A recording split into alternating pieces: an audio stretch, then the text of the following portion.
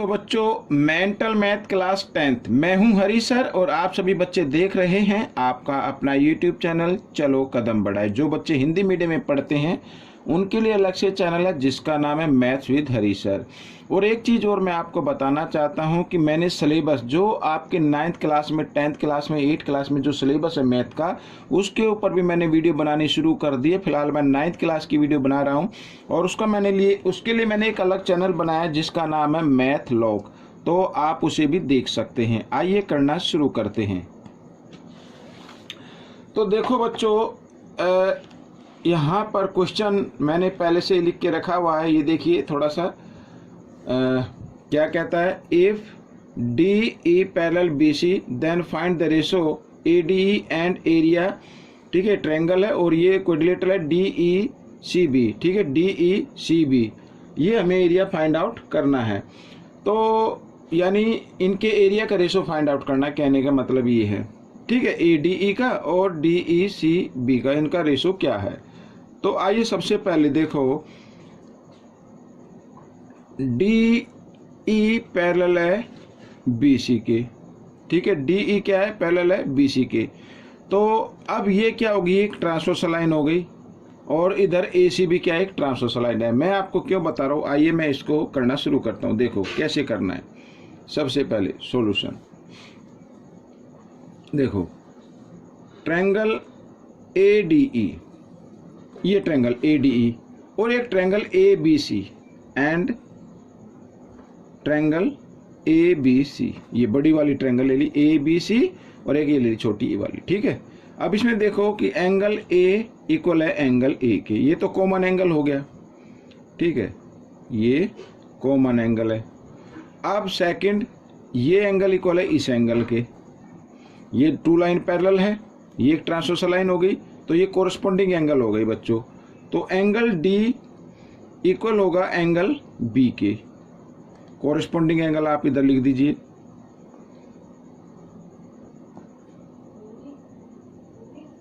ठीक,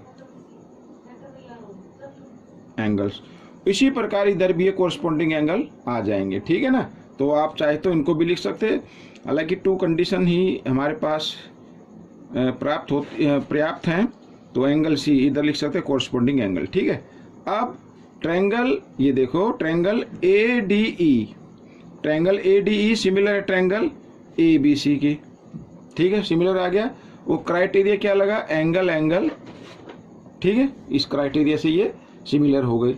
अब जब सिमिलर ट्रायंगल है तो आप सभी जानते हैं कि सिमिलर ट्रायंगल का एरिया और इनका रेशो, ठीक है, ये मैं इनके एरिया को रेशो में लिख लेता हूँ, ए बी सी, ये इक्वल होगा कोरस्पॉन्डिंग साइड के रेशो के स्क्वायर के इक्वल। ठीक है, तो ए डी ई की हम साइड लेते हैं 6, ये वाली। ठीक है, ये हमने ले ली और इसकी साइड ले लेते हैं 12। तो मैं एक बार इसको देख लेता हूँ बच्चों कि क्या ये 6 और 12 है। आई थिंक कुछ मिस है इसके अंदर, तो हम इसको चेक कर लेते हैं एक बार। ये रहा आपके सामने। ठीक है, मेंटल मैथ है ये, और इसको इस तरीके से। तो हम तो कर रहे हैं क्वेश्चन नंबर 20। ये देखो, ये जी हाँ 6 और 12। ठीक है, ये आ गया। ठीक है, तो आइए करना शुरू करते हैं। तो अब बच्चों देखो इधर 6 और 12। ठीक है, और इनके रेशो के स्क्वायर के इक्वल होता है, ये हो गया। ठीक है, अब क्या करना है, 6 का स्क्वायर कितना होता है 36 और 12 का स्क्वायर क्या होता है 144।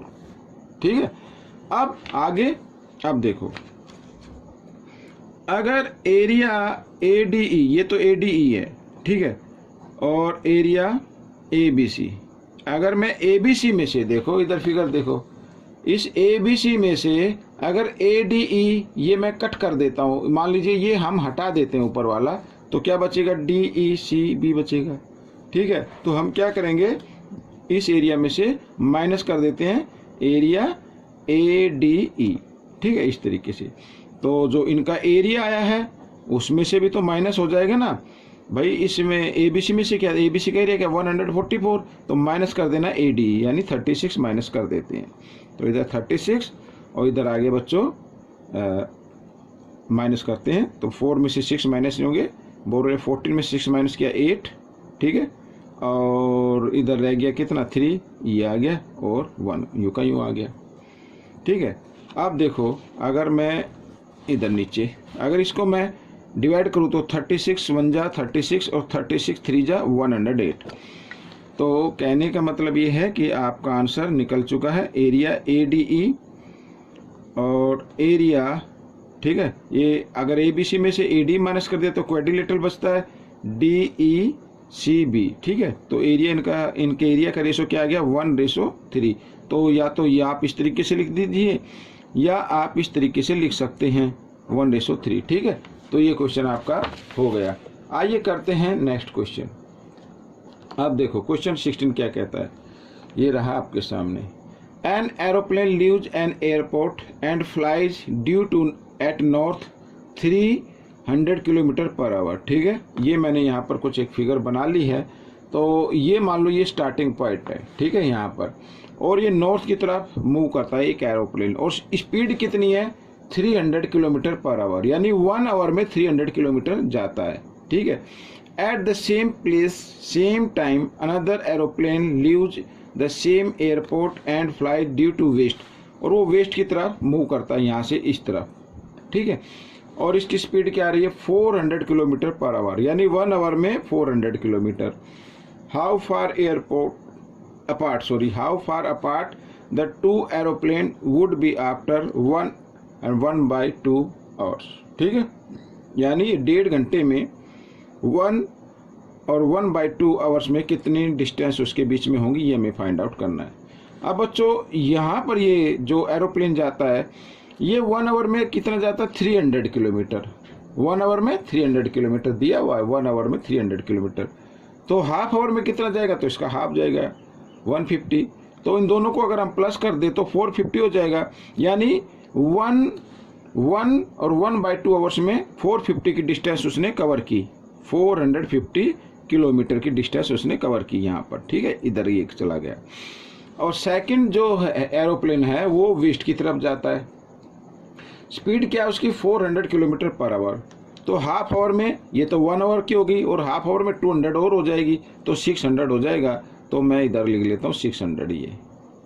तो पूछा कि डिस्टेंस कितनी होगी, तो इनके बीच की डिस्टेंस इस तरीके से आएगी, ठीक है।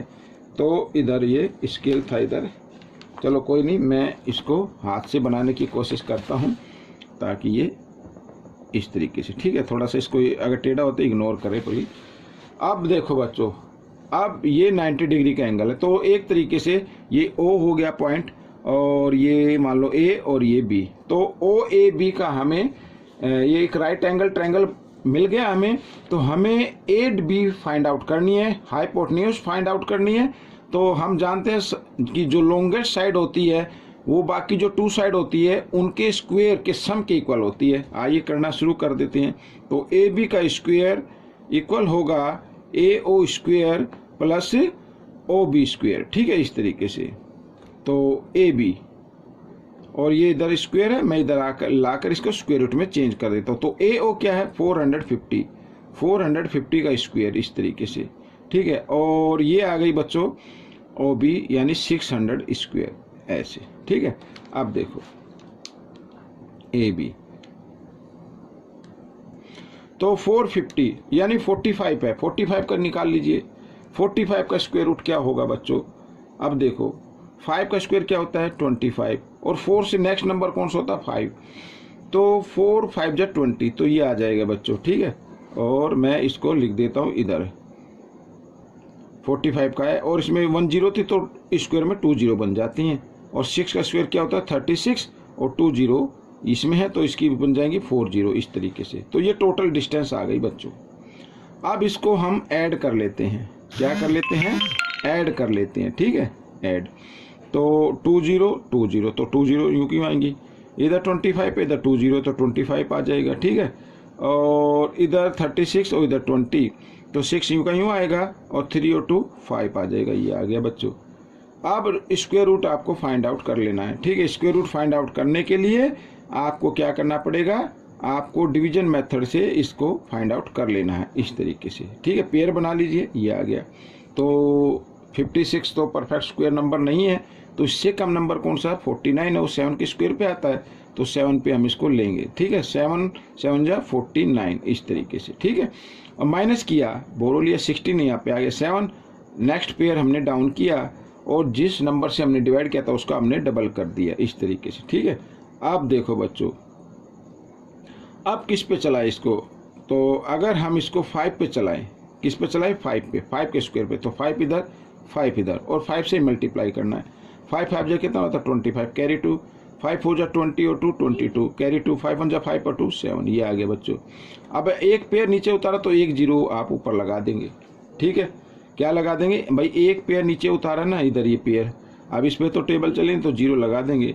तो बच्चों ये आ गया आपका आंसर। तो ए बी की जो डिस्टेंस होगी वो 750 किलोमीटर होगी बच्चों, क्या होगी 750 किलोमीटर। तो वो 1 और 1/2 आवर के बाद इतनी डिस्टेंस होगी। आइए करते हैं क्वेश्चन नंबर 18, ये रहा आपके सामने। क्वेश्चन नंबर 18 क्या कहता है, if triangle ABC similar triangle DEF find the value of x, x की वैल्यू फाइंड आउट करनी है, ठीक है। x की वैल्यू फाइंड आउट करनी है। आइए करना शुरू करते हैं।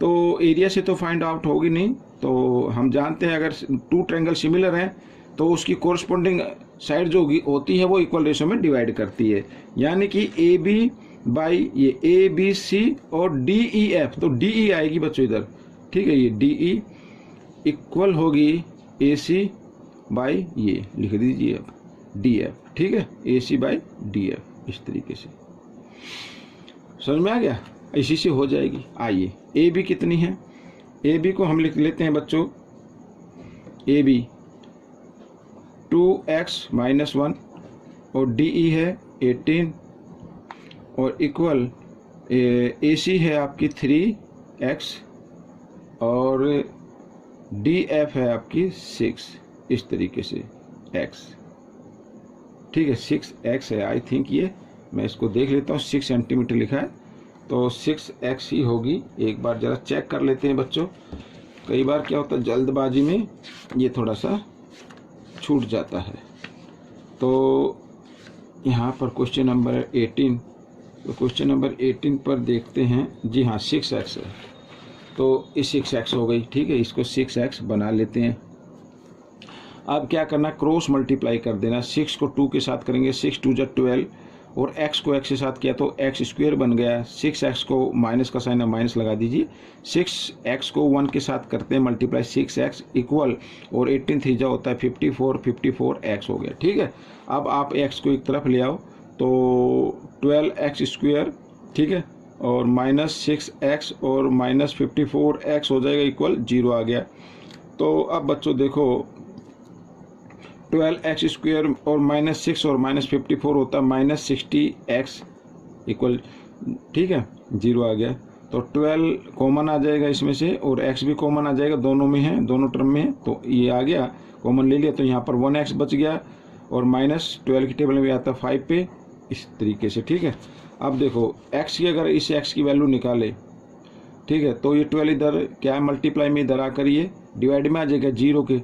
अगर 0 के डिवाइड में करते तो 0 को 12 से डिवाइड करेंगे तो 0 ही आता है, ठीक है। एक तो 0 आ गई वैल्यू, एक आ गई x -5 है, इक्वल के साइन से इधर आएगा तो +5 हो जाएगा, तो वैल्यू 0 तो होगी नहीं बच्चों, इसलिए इसको रिजेक्ट कर देते हैं। तो वैल्यू क्या आ गई, x की 5 आ गई, तो ये आपका आंसर निकल गया, ठीक है।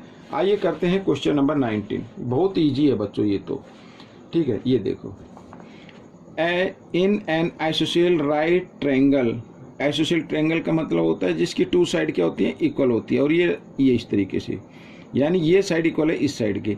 इफ़ द हाइपोटेन्यूज इज 5√2, इसकी लेंथ क्या दी हुई है, 5√2 दी हुई है, तो find the length of each equal side. तो बिल्कुल ईजी है बच्चों, तो इसकी साइड क्या होगी, ये 5 होगी, ये 5 होगी। तो आप यहाँ पर लेंथ आपको फाइंड आउट करनी, find the length of each equal side, ठीक है। लेंथ आ गई बच्चों 5 सेंटीमीटर। अब आप हमेशा याद रखिए, देखो मैं आपको बताता हूँ, ये मान लीजिए ये कोई राइट ट्रायंगल है, ये मान लो ये 3 है, ये भी 3 है, तो अगर ये लेंथ हमें फाइंड आउट करनी पड़े, हाइपोटेन्यूज की लेंथ फाइंड आउट करनी पड़े तो कितनी होगी, 3√2 होगी। यानी कि ये जो इसके लिए √2 इधर, ठीक है। अब √2 से जो आगे लिखा रहता है कोफिशिएंट के फॉर्म में, वो साइड की लेंथ होती है। ये हमेशा याद रखना, इस शॉर्ट से बता दिया। आइए करते हैं क्वेश्चन नंबर 20, ठीक है। तो क्वेश्चन नंबर 20 क्या कहता है, if triangle ABC similar triangle DEF, ठीक है, ये गिवन है और मैंने इसके लिए फिगर भी बना दी है। तो हमें फाइंड जो करना है वो एरिया ABC एरिया DEF, यानी area ABC by area DEF find out करना है, रेशो फाइंड आउट करना है। यहाँ पर दिया हुआ रेशो तो दिया हुआ नहीं, लेकिन इस तरीके से दिया हुआ है। तो आइए करना, फाइंड आउट करते हैं शुरू। तो बच्चों एरिया ABC सभी जान चुके हैं अब कि अगर 2 सिमिलर ट्रायंगल है तो उनके एरिया का रेशो, ठीक है, उनके एरिया का रेशो होगा उसकी कोरस्पोंडिंग साइड के रेशो के इक्वल होगा, सभी जानते हैं। तो ये 10 है तो इधर मैं 10 लिख देता हूँ, और इधर ये 8 है तो इधर 8 लिख देते हैं और इनका स्क्वायर बना देते हैं, ठीक है।